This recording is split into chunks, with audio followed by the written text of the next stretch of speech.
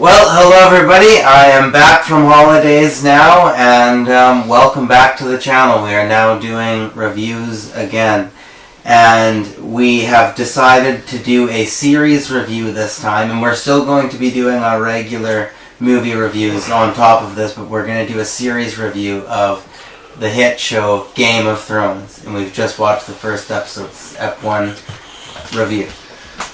Yeah. Well, they're obviously drawing off, classics like Lord of the Rings and Gladiator. There's a lot of the ice scenes at the start, the winter scenes and stuff like that. Very much Lord of the Rings-esque and Gladiator-esque. They're definitely drawing off of that. It has a realness to it, cinematography-wise. This is not like magic mystic wands and shit, even though that probably aspect will come into it. I could sense that, but for the most part, this was like down and dirty. Yeah, no, it's really a really epic show, and it covers a whole vast ground. It's kind of a whole bunch of different fantasy elements, kind of cleverly interweaved together in this big, huge, large circle of characters and events and side stories and everything. As the show progresses, you'll start to see that, right? But as far as just the first episode goes, it makes sense if you don't like the episode that much, because it's kind of just getting into this big, huge world, so it's kind of just like shoving a lot of things down your throat at first, kind of just to introduce you to the whole world, right? So it's understandable if this episode is not liked as much, but you just gotta kind of keep watching it and let it grow on you, right? Me myself, I haven't seen this series at all, so I'm the virgin in this one. I haven't seen this series, heard a lot about it. Everyone's freaking out about it, right?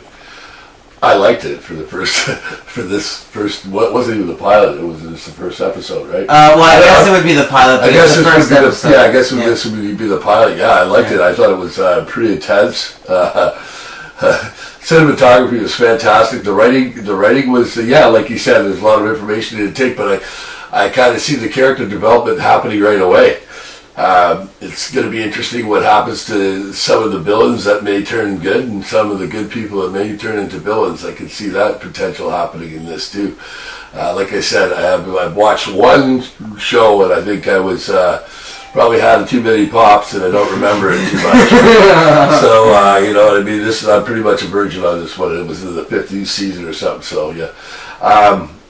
I definitely liked the violence was pretty graphic. Yeah, the violence is freaking intense. The sex was graphic. Everything's graphic. The murdering's graphic. The lopping graphic. Of the heads are graphic. It's very graphic, very realistically graphic too, so maybe it's not for everyone's stomach. You can see some people wanted to look away at a few things. But we like that. Yeah, same here, man. Yeah. Well, it's actually really. Again, you might. It might take a while to start believing it, but like I said, because there's just so much stuff going on. But it really is. Again, as a history buff too, it really is actually a historically accurate show in a lot of different ways. It's not just a bunch of bullshit. It might I keep repeating this because it really is true. It's different than how it exactly seems at first as you keep. Which is a cool thing too, because it keeps you thinking about what's going to happen and how obviously it will change, and probably not what you expected to change it into. But I do sense a few things there that I can see where some of the characters might be going, and that's cool. It keeps me up at night. I can't wait to watch the second one. You know what I mean? All in all, yeah. The ending of this, I don't know if I'm not going to ruin it for you, but the ending, holy, wow, yeah, pretty heavy. They're definitely it's almost like that show Shameless, in the sense that there's just no holds barred. It's like the sex is hardcore, the violence is hardcore. They're breaking a lot of taboos as far as the violence goes too, especially that ending scene. Mm-hmm. Pretty hardcore. Yeah. I'm looking forward to the second show myself. I'm a virgin on this one. Yeah, we'll keep watching it for sure. So how do you think you're gonna rate this one episode? For 1 to 5? Yes, however. As an episode. Yeah, As an episode. As an episode, 1 to 5. I give it a 3.5. Yeah. Well, this one particular episode, just starting off, I think I cleared up as how I think of it, so I'm gonna give this one a C+. Just this one episode. What is that equivalent out to? It's probably like a 3.5 or 3. It's okay, around the same as that's what you might not be 3.5, might be a 3, because wait till I see other episodes, I might want to leave some room to really grade them properly. So I'm gonna give it a 3. I'm gonna give it a 3 and change it. I'm gonna give it a 3 because I think maybe this show could get better and better and better. I'll see about that.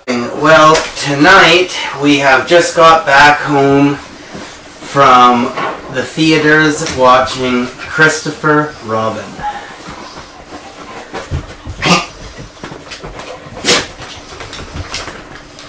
Yes.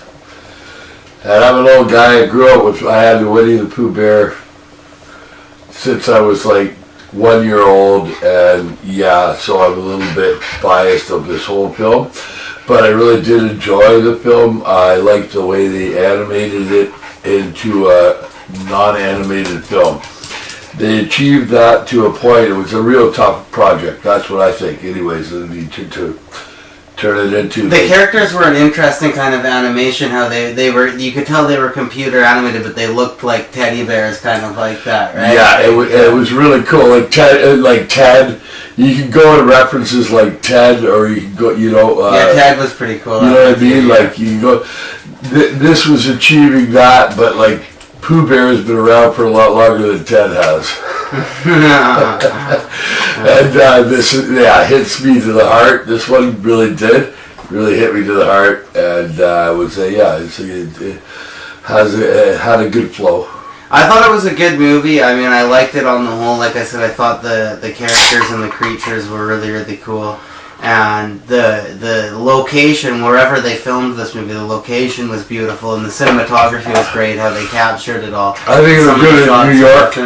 Yeah, something. Chicago, New York, St. Louis. It was some really great cinematography and great location. Yeah, for sure. But the story of that was all great. But the story of how they put it all together, I don't know. It seemed a bit shoddy. Like it seemed a bit off to me. Like I thought it was going to be more sort of a classical adventure, kind of like nostalgic, being reintroduced to like an old memory, childhood or something. But it was more like ambient, I guess, or like they stuck to the original the original script. Sorry, excuse me. They stuck to that, and that's outdated, I guess. But I mean, still, the story is like a classic story. I'm biased again. I am biased. This is a young guy. I'm an old guy. I grew up with Winnie the Pooh. I'm biased. I had a Winnie the Pooh doll when I was there, teddy bear when I was like 2 years old. Never lost him until I was 12. Popped out and popcorn came flying out of him. But yeah, it's very nostalgic. Well, I mean, there's not a whole lot of bad things. Like I didn't dislike the movie. Like, there's not a whole lot of like I said, bad things to say about the movie. I thought it was a little bit like it was more just different from what I expected, which isn't necessarily a bad thing. But I thought it was more. Like, because even like a lot of I'm a huge fan of most of the Disney remakes that they do now. I love them. I've mentioned that in other YouTube videos that I've done before.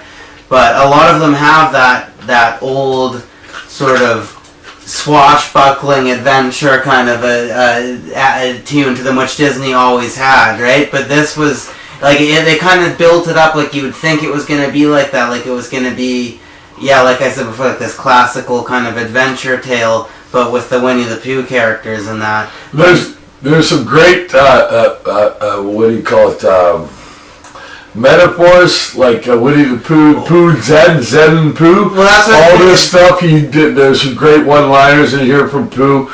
There's definitely no doubt about it. Great one-liners from Pooh. It's a little great bit. One-liners. It's a little bit too metaphorical, though, for what it built people's expectations to be. Well, they were looking at an audience of my age. They weren't looking at it like this is like a definitely your kids can watch it, but I mean, I think it was directed at my age. I'm 50 years old, right? So I grew up with Winnie the Pooh, so I think they were just targeting that market, and it worked for me, right? But he has probably got more to say about it, right? Because he's a younger guy, and I'm just biased. Well, I liked the movie. It was, like I said, the things that were to like about it were really great, and there's not a whole lot of bad things to say. But yeah, it was really just different from what I expected.